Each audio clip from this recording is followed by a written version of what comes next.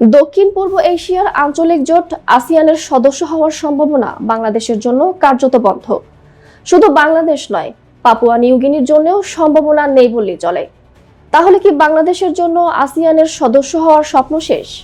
দক্ষিণ পূর্ব এশিয়ার সবচেয়ে গুরুত্বপূর্ণ আঞ্চলিক জোট আসিয়ানের মহাসচিব কাও কিম হোর্নের সাম্প্রতিক বক্তব্য অন্তত সেই ইঙ্গিতই দিচ্ছে।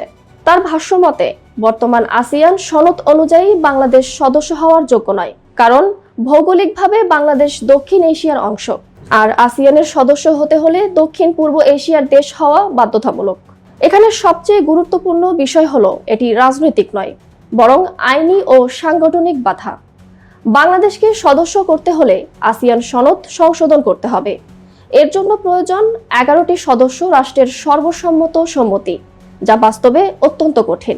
দীর্ঘদিন চেষ্টার পর অবশেষে গত বছর আসিয়ানের সর্বশেষ সদস্য হিসেবে অন্তর্ভুক্ত হয়েছে তিমুর লেস্তে।